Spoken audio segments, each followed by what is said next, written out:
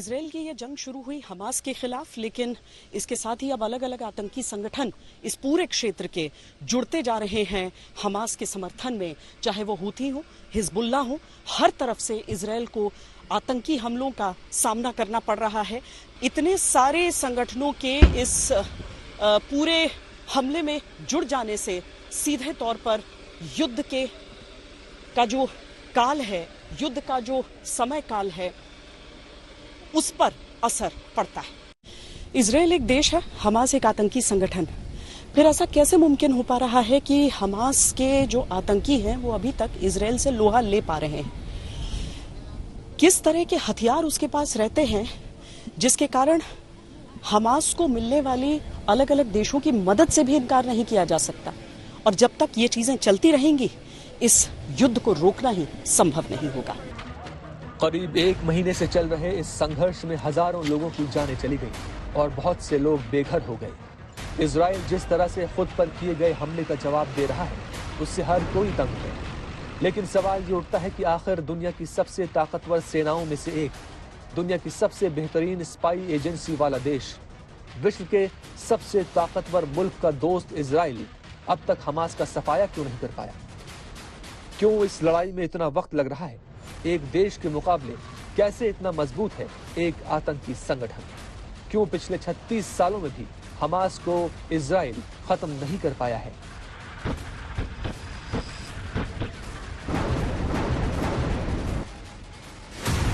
Hamas यानी हरकत अल मुकावामा अल इस्लामिया, जिसका मतलब हुआ इस्लामिक रेजिस्टेंस मूवमेंट। खुद जिंदगी भर व्हील चेयर पर चलने वाले शेख अहमद यासीन ने इस आतंकी संगठन को खड़ा कर दिया। इसका एक ही मकसद है, फिलिस्तीन की आजादी और इजराइल की तबाही। मिडिल ईस्ट का कोई ना कोई देश किसी न किसी आतंकी संगठन को प्रत्यक्ष या परोक्ष रूप से मदद लगातार दे रहा है। हमास को इस वक्त मध्य पूर्व के लगभग सारे देश समर्थन दे रहे हैं। इसमें कतर, ईरान, मिस्र, लेबनान, इराक, तुर्की जैसे देश शामिल हैं।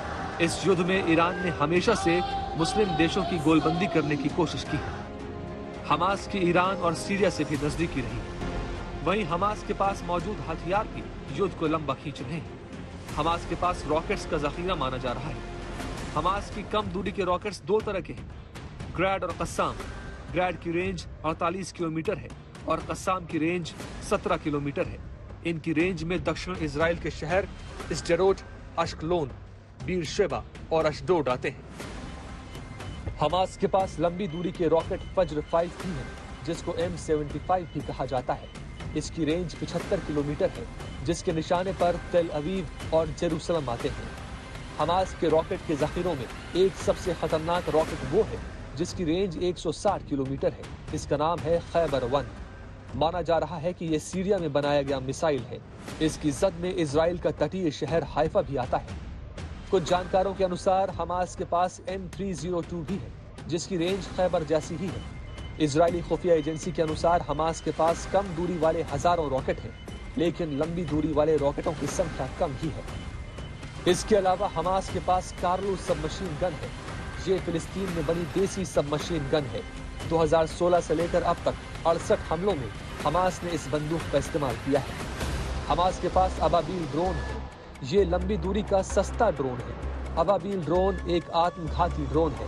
इसमें 40 किलोग्राम विस्फोटक लोड होता है। यासीन RPG ये हमास द्वारा बनाया गया देसी anti tank rocket propelled grenade है, जिसका इस्तेमाल 2004 से हमास कर रहा है। वजन 7 किलोग्राम है। इसकी रेंज 300 मीटर है। इसका इस्तेमाल कई बार सैनिकों और हल्के वाहनों पर भी किया जाता है। अल्बाना RPG ये कंधे पर रखकर चलाया जाने वाला रॉकेट लॉन्चर है। ये राफाह की सुरंगों के जरिए गाजा पट्टी में लाया जाता है। ये टैंक, हेलीकॉप्टर या हल्के फुल्के। इसराइल के युद्ध की बात करते हुए जरूरी हो जाता है उस जज्बे की बात करना भी जो इसराइल के लोगों के भीतर आपको कूट कूट कर नजर आएगा। यहाँ पर लोग स्वेच्छा से अपने देश की सेवा में लगे हुए हैं। इसका सीधा मतलब ये समझिए कि भले ही वो सरकार का समर्थन करें न करें अपने यहाँ, लेकिन अपने देश के साथ हर एक व्यक्ति यहाँ पर खड़ा रहता है। इतना कुछ हो जाने के बाद, इतना दर्द देखने के बावजूद, ये राष्ट्र उस देश में आस्था रखता है और उस दर्द में अपनी ताकत उसने ढूंढ निकाली है। देखते ही देखते गाजा में इमारतें धूल में तब्दील होने लगती हैं। हमास के आतंकी अपनी बनाई सुरंगों में छुपने के लिए मजबूर हो जाते हैं। लेकिन सवाल उठता है कि इजराइल जैसे छोटे से देश ने इतनी जल्दी कैसे अपनी सेना को मोबिलाइज कर लिया। हमले के तुरंत बाद इजराइल ने लगभग 3 लाख सैन्य रिजर्व को जमा कर लिया। दुनिया के अलग अलग हिस्सों में रह रहे इजरायली अपने देश लौटने लगे। इस छोटे से देश की तैयारी बताती है कि लड़ाई बड़ी होने वाली है। हमले के बाद चाहे इजराइल की सरकार हो, विपक्ष हो या लोग हो, सभी की एक ही राय है, हमास का खात्मा। 95 साल के इजरा याचिन को कौन भूल सकता है। 95 वर्षीय इस इजरायली रिजर्विस्ट को अपने देश के लिए लड़ने में मदद करने के लिए बुलाया गया है। आज 18 से 95 साल की उम्र का हर इजरायली अपने देश के लिए तैयार खड़ा है। इजराइल में सैनिकों की संख्या 31 लाख के करीब है। इसमें पुरुषों की संख्या 15,54,186 है। वहीं महिला सैनिकों की संख्या 15,14,063 है। इस तरह इजराइल दुनिया का एकमात्र देश है जहां सेना में पुरुषों और महिलाओं की संख्या बराबर है। जंग आंकड़ों से नहीं, जज्बे और जुनून से जीती जाती है। ये बात इजराइल से बेहतर कौन जानता है, जिसने 7 देशों को एक साथ हराया हो। इजरायली सेना की ताकत बनने के लिए दुनिया भर से इजरायली अपने वतन वापस लौट रहे हैं। आम आदमी, राजनेता से लेकर फिल्मी दुनिया के स्टार तक सेना में अपनी पूर्व कंपनी को ज्वाइन कर रहे हैं।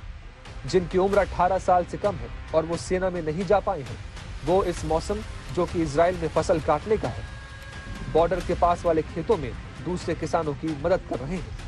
पहले ये काम गाजा से आने वाले मजदूरों को मिलता था, लेकिन 7 अक्टूबर के बाद सब कुछ बदल गया। इजराइल के मुताबिक गाजा से आने वाले इन्हीं मजदूरों ने पहला हमला इजराइल पर किया था।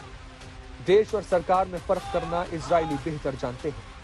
जंग से पहले इजरायली सरकार और प्रधानमंत्री नेतन्याहू के प्रति लोगों में बहुत गुस्सा था।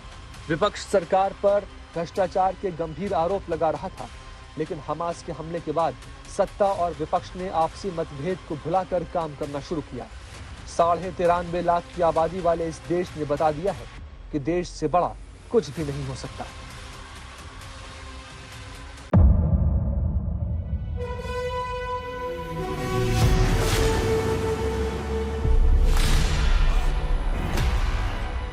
मुद्दों का मैदान, तर्कों पर घमासान। क्या बताना चाहते हैं इस देश को? किससे किसकी ठनी, न्याय की नीति नहीं बदली है। किसने दी किसे पटखनी। क्या सच है जिसको छिपाने की कोशिश? खबरों की दुनिया का सबसे बड़ा अखाड़ा दंगल देखे मेरे यानी चित्रा त्रिपाठी के साथ रोज शाम 5 बजे सिर्फ आज तक पर।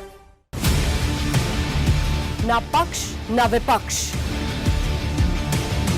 ना लेफ्ट ना राइट,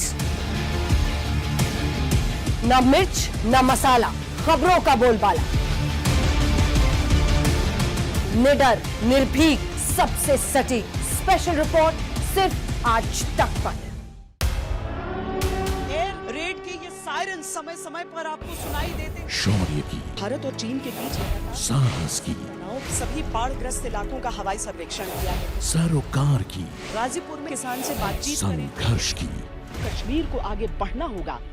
संयम की, भावनाएं भड़की या दंगे भड़काए गए, सवालों की, जनता के लिए, जनता के द्वारा, जनता की दस्तक। श्वेता सिंह के साथ सिर्फ आज तक पर।